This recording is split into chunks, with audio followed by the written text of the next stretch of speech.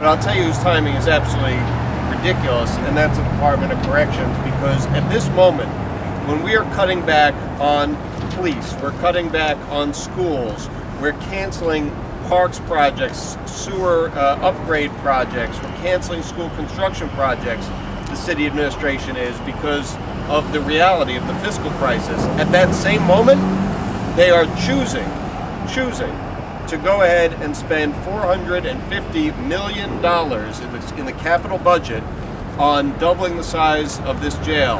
That, to me, is incomprehensible. And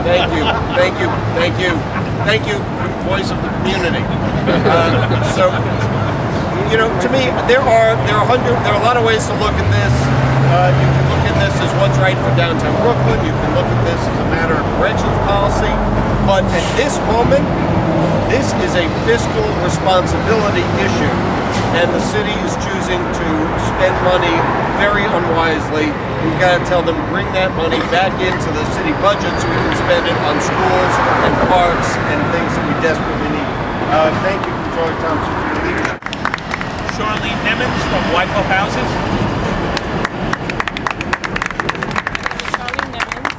I'm the Tenant Association President for Wyckoff Gardens, which is in walking distance of here.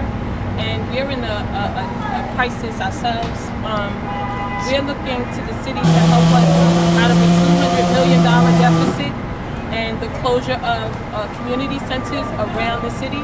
And we're asking, how is it that you can spend $440 million to open up a facility or reopen a facility when you're asking people who are living in dilapidated properties a need for them to do work on the infrastructure, work on the interior in the apartments, and yet we have elevators that are failing us and people who are being killed. We had a young individual who was killed on an elevator in Williamsburg, and then we had someone recently just fall underneath into the shaft of the elevator. We're asking that the mayor reconsider this and redirect those funds into something positive, taking care of the communities, opening and reopening community centers that will have an impact on those who are perhaps committing crimes in need of a facility like this. We don't need these facilities. We need to improve what's already available and open up more viable ways of taking people and turning them from the ways of crime. Thank you.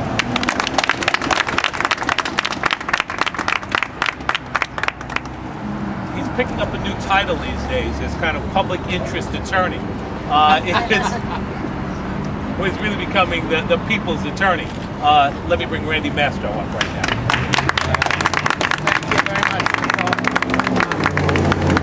My partner Jim Walden, who's here, and I from Gibson, Dunn & Crutcher, we're honored to be representing this incredible coalition of community groups, elected officials, and others who care about this neighborhood, care about the integrity of the city budget process and financing, and care about what happens here today. Now, I'll do my talking in court, but I have to say, in over 25 years of practicing law, I've rarely seen something as outrageous as what's happened here in the last 48 hours. Because in the dead of night, on Sunday night, knowing a lawsuit was coming, the Department of Corrections moves in 31 prisoners to be housed here, and then comes into court and has the audacity to argue that, oh, we didn't reopen anything. We've been, open all along.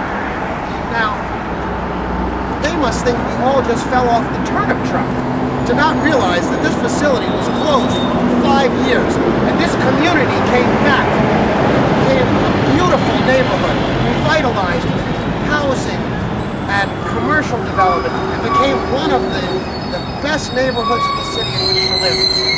And now they reopen a prison here? How does that make any sense? But worse than that, they're violating every law in the book in doing this. And they are doing everything they can to circumvent the law and prevent the community from meaningfully participating in this decision-making process. And that's illegal under a host of laws. So we can't wait to get before a judge. And we will be before a judge this Thursday. We can't wait to have our case heard because this is such an important issue to this community and to this city. We need to get it right. This prison was closed over 5 years ago. That was good for the community. That was good for the city. It should stay closed. And the government has obligations to do a fair, full environmental review, a fair, full land use review, a fair, full review of whether prisoners can be put back in this site. It was closed for over 5 years, and the public has a right to meaningful participation and notice in that process. It's been denied that. And in my many years in government, my many years as an attorney, I've rarely seen something so outrageous as what's going on here. So I can't wait to have the opportunity to appear before a judge and have our day in court for the community and all those we're representing. Thank you. So again, what we have is a bad idea in a bad location, expenditure of almost $500 million at a time when the city's making cutbacks. Somehow this is one of the dumber ideas I've heard in a long time, to be blunt. And that's why you see this coalition of elected officials, community-based organizations, residents, and others who've stood together and come together to say this is just wrong. Wrong time, wrong place, and just a terrible idea. With that, we'd be happy to take any questions. What's wrong with the policy that having community jails is good for prisoners to have access to their families, to lawyers, and to social services that are all located in Brooklyn? Here's what galls me about that. Our Department of Corrections says it's so hard for people to visit Rikers that we want to build a jail where it'll be easier. Well, maybe the Department of Corrections should make it easier for people to get to Rikers. Of course they should. So to turn their poor management of Rikers that makes it so difficult to get in and visit into an excuse to build a whole new jail, that's letting somebody get away with murder. Any last questions? Just so that it is crystal clear, there are so many levels on which this is illegal. You ask about an alternative. They're required, the city, before it engages in a project like this, to do a fair share analysis, to explore alternatives everywhere in the city, and Rikers or otherwise, using this site, and to make that available to the community board and others in the process of making a decision to house prisoners here and do major prison projects here. They haven't done that. There hasn't been any such thing filed at all under the environmental laws, under the ULA laws, and the city land use laws. When you do a project like this, it is of this size, which is eventually planned for 400,000 square feet, of this large an expansion of the structure that's on the site now, more than 60% increase in its size, it's presumed that has a significant adverse effect upon the surrounding community, such that you need to do a full environmental review.